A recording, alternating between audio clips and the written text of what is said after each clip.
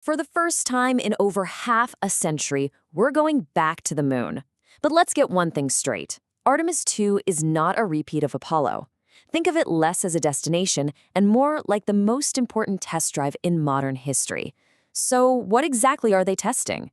Right, so you have to wonder, why now? Why are we going all the way back there after 50 years? Well, the answer isn't about planting another flag. It's about pushing the absolute limits of our brand new deep space technology. And this is the most important thing to get. The crew of Artemis 2 will not be landing on the moon.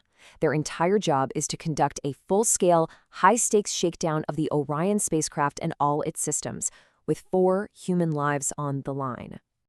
Yeah, this mission is all about priorities. Every single part of this 10-day journey, from the moment of launch to the splashdown back on Earth, is basically a carefully planned stress test. It's all designed to make future landings not just possible, but safe.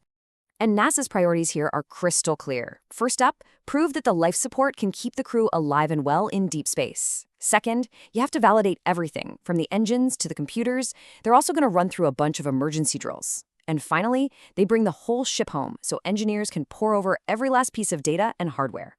Now you know, hardware is only half the story. At the very heart of this test flight are the 4 people who are going to be putting this incredible machine through its paces. So let's meet the crew. I mean, this crew really represents a whole new era for space exploration. You've got Commander Reed Wiseman leading the mission. The pilot, Victor Glover, will be the first Black astronaut to ever fly on a lunar mission.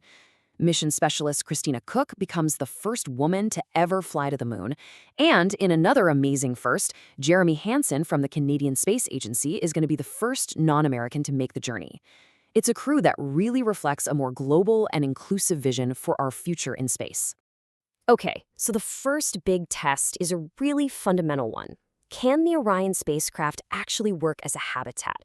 Can it keep these 4 people alive and healthy when they are hundreds of thousands of miles away from home?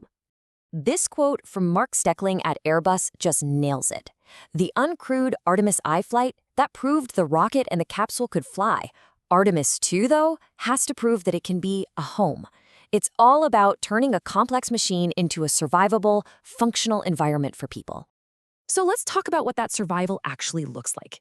For this 10-day trip, Orion is carrying 240 kilograms of drinking water. And to breathe, the European service module is supplying 90 kilograms of pure oxygen. Now, that might not sound like a lot, but believe me, every single gram is precious out there, and every system that delivers these essentials has to work absolutely perfectly. So the crew's days are going to be tacked with a huge checklist. They'll be testing everything from how to prepare meals and deal with waste to monitoring the air quality and the cabin temperature. They'll even check out the exercise equipment and run drills for taking cover in a radiation shelter, all to prove that Orion is a truly viable home for deep space. Okay, so once we know the crew can actually live inside the thing, the next big question is, how does the ride handle? We're moving from life support to the real nuts and bolts of the hardware itself. So here's a quick look at the flight plan. Day 1 is the big launch and a really critical test of flying near another object in orbit. Day 2, they light the candle for the big burn that sends them out towards the moon. They'll whip past the moon on day 6, and then finally come home for a splashdown on day 10. So much of this is made possible by one critical piece of hardware, the European service module. Just think of it as the engine room, the life support system, and the power plant all rolled into one. It's the part that gives Orion the muscle to get to the moon and all the supplies to keep the crew alive while they're there. And this is where that whole test drive idea really comes to life. Pretty early in the mission, Commander Wiseman is going to take the controls and manually fly the spacecraft. The goal is to get a real feel for how this 13-ton vehicle responds to human commands, which is a skill you absolutely have to have perfected before you try to dock with the lunar lander on future missions. But like any journey into the unknown, the most dangerous part is coming home. And after the uncrewed Artemis 1 mission, engineers found a problem with the one component you really don't want to fail, the heat shield. So here's what happened.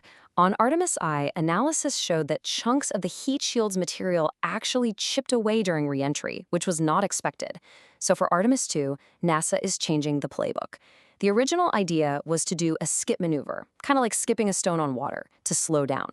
Instead, Orion is now going to take a steeper, more direct plunge back through the atmosphere to cut down on the time it spends in that extreme heat. And when we say extreme, we mean it. That heat shield is going to have to withstand temperatures of around 3,000 degrees Fahrenheit.